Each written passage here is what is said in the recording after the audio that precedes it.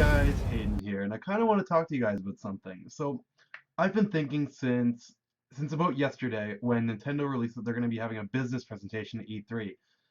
I kind of started thinking, what could this mean? So to give you a bit of an idea, Nintendo yesterday announced that there's going to be a business presentation for their business partners from 9 a.m. to 10 a.m. on June 14th. Now, these things are usually behind closed doors, and they're usually just to talk about like things that they have coming up, like new releases, new programs and stuff. Probably to inform stores about like when they're going to come out, stock, and all that kind of stuff, or at least give like a rough idea of what to expect with these games, how much it's going to sell, all that kind of stuff. So, kind of got me thinking. There's going to be some people in there. There's going to be a lot of people at these meetings, a lot of press, and there's a lot of chance for things to leak. And Nintendo's been bad with leaks lately, and I know no company wants their stuff to get leaked. So, kind of got me thinking, if they're going to talk about stuff coming up later in the year, holidays and whatnot, shouldn't they have a direct or shouldn't they tell us about this stuff before they tell their business partners about this, so like nothing gets leaked, or like you got to imagine the leaks are going to be fucking insane that day if we don't actually get confirmation on this stuff beforehand.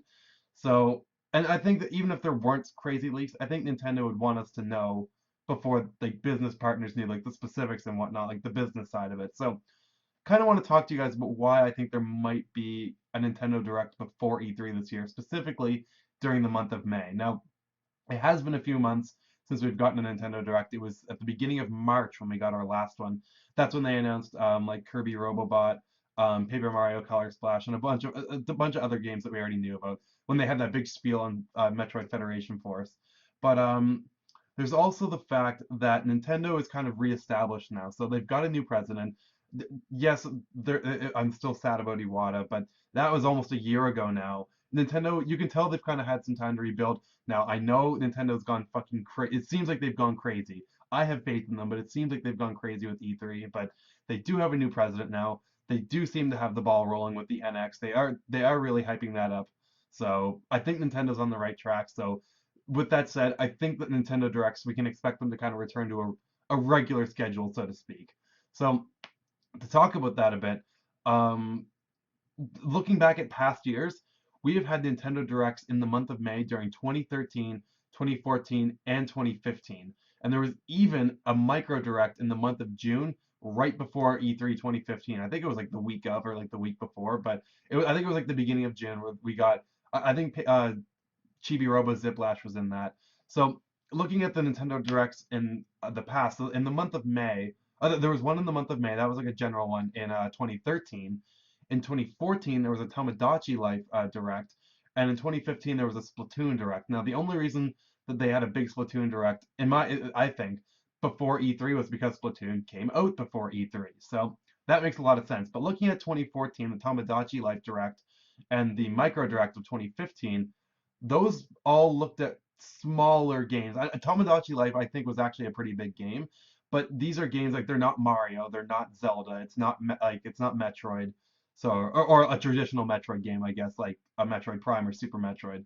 But it's not these big games. These are smaller games, so hence the name Micro. So looking at the games and the content that Nintendo has kind of coming up, besides The Legend of Zelda, a lot of it is smaller stuff, which makes me kind of think that they might have which leads me more to maybe why they might have a Nintendo Direct before E3, because their Nintendo Directs before E3 in the past have sometimes focused on smaller titles. So just taking a look at what they have coming up. In the US, Tokyo Mirage Sessions is getting released in June. If you don't know, that's Shin Megami Tensei Cross Fire Emblem. I don't really follow either of those series that much, but I guess this game is pretty big. Fans have been wanting this for a while, and they announced it a long time ago. But it's still, I think it's more of a niche title just because of the whole pop kind of culture to it, or the whole like pop idol kind of thing to it. But who knows? It could be big. I don't really know that much about it. There's Paper Mario Color Splash now. I recently played the original Paper Mario and I really liked it, but I've heard that Sticker Star is completely terrible, and I can see why looking at the reviews and the gameplay and whatnot. I can totally understand now that I've played the original Paper Mario. Color Splash looks a lot like Sticker Star, so I'm not considering it a big game kind of for that reason, but Color Splash is coming up. I think it's coming out in the summer. There's Federation Force, which don't need to say much there. Um, I do want to like that game. I will be honest, I do want to like that game, but it's not a Metroid game. It doesn't have me hyped. So yeah, there's Rhythm Heaven Mega Mix, which I guess that's something that wasn't people thought wasn't going to come to America, but now it is. So I think that's coming out later in the year. And there's also the Wind Waker DLC for Hyrule Warriors, specifically the medley and all that stuff. So, which I don't think we have a release date on yet. So there is a fair amount of smaller stuff to talk about in a Nintendo Direct. Now, so those are the kind of things that if there was a May Direct, I think we might see. So, um, now there's a few things that Nintendo could still announce that could make this Nintendo Direct actually kind of big. If they wanted to talk about Pokemon Sun and Moon, that would of course be big. We know that we're getting some Pokemon Sun and Moon information in a few days. Now, looking back at the past few Pokemon games, specifically X and Y and Omega Ruby, Alpha Sapphire, once they kind of got their first big trailer, so to speak, or once so X and Y got its first big trailer, and then there was a long time where we didn't get any news. I think E3 was the next time we got news. After that, we were getting news super consistently. With Pokemon Omega Ruby Alpha Sapphire, once we got our first trailer, we were getting news pretty consistently, whether that be new features, new Mega Evolutions, all that stuff. I think since we're getting some Pokemon news in a few days, I think we can expect some more news about the game to be kind of spread out along until its release date in late 2016.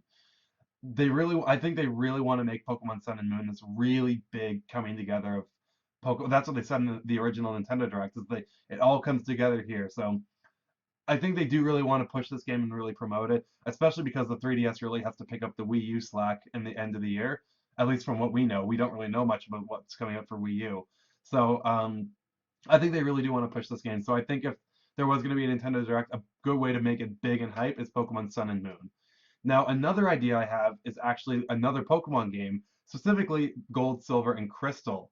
Now, gold Pokemon Red, Blue, and Yellow. We recently just got some trades, sorry, some sales data in the past few days about how well they did on the eShop, and I think it was like 1.5 million of those were downloaded, which is like that's huge for an eShop title, like a virtual console eShop title. Like that's really big, and we didn't even need that information to know that Pokemon Gold, Silver, and Crystal would be a hit because let's be real, it's Gold, Silver, and Crystal. It's like a lot of fans would argue they're the best generation. So I think if they release those on the eShop with the same kind of trade feature that they introduced in the Virtual Console version of Red, Blue, and Yellow, I think that'd be really hype. I think a lot of people do want to replay Gold, Silver, and Crystal, or maybe younger generations that never even got to experience it. I know there's some of you watching this that were born after Gold, Silver, and Crystal, so could be a good idea.